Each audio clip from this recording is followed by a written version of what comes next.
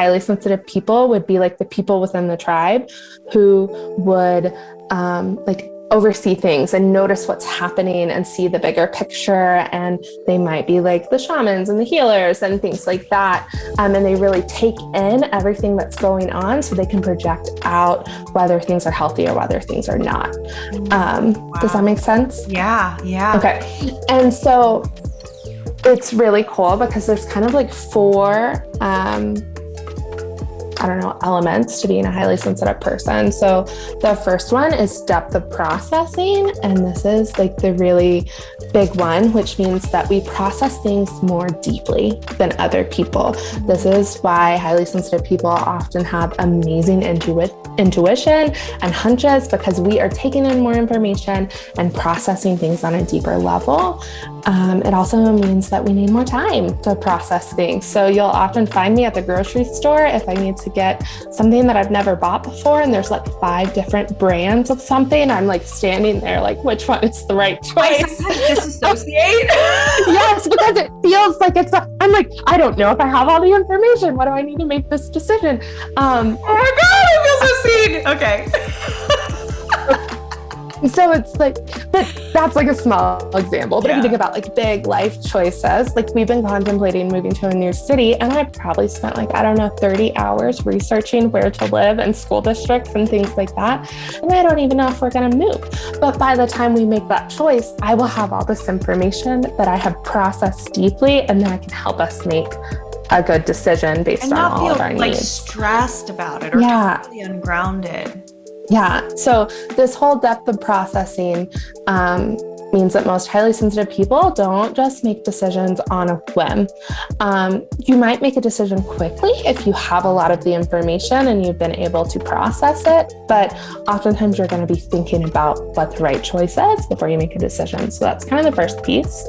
The second piece is overstimulation and overwhelm. So since our nervous systems are more sensitive, we are more prone to becoming overwhelmed and overstimulated. So this can look like anxiety and depression if it's like a constant state of overwhelm.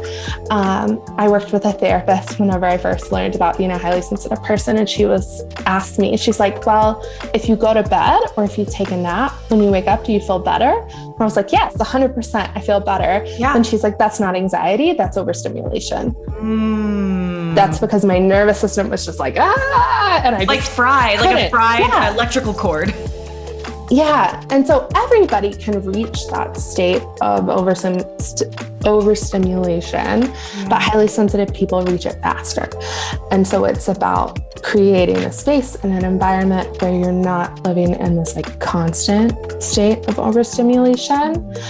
And then the third piece is like this empath emotional piece that we think of. So highly sensitive people have more mirror neurons in their brains. So that's why we can be a lot more empathic to other people. I love that. Wow. Yeah. Oh my God, this is great. My inner nerd is dying right now. I'm learning so much great research. You're going to love it.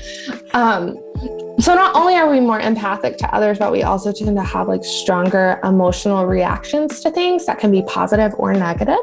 So you might feel joy and excitement about things that other people are like, that's not that big of a deal.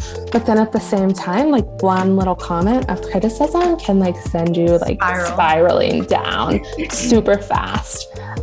So it's just kind of like a package deal. Sometimes you are really happy and then sometimes things are really hard. And then the last thing is noticing subtleties in your environment. So you notice a lot more of what's going on than what other people notice. So you walk into a room and you can read it immediately. You might notice when someone's too hot or too cold or sad or frustrated, and you can just pick up on small cues. As a highly sensitive mom, I know when my child is sick before he's showing enough symptoms to even warrant a trip to the doctor. I can just tell something's wrong, you're sick. And then within a day or two, he is sick. And so it's just, you just pick up on subtle things. So that is kind of the whole umbrella of what it means to be a highly sensitive person. It has all these different little facets to it. So the empathy is in there, and most highly sensitive people are empaths, but not all empaths have to be highly sensitive people, if that makes sense. Yeah, absolutely. Thanks for watching, you guys. If you enjoyed this, click here to check out the full podcast episode. Click here to check out our full library of podcast episodes. And don't forget to hit subscribe so you can be the first to know when we're posting new ones. I'll see you soon.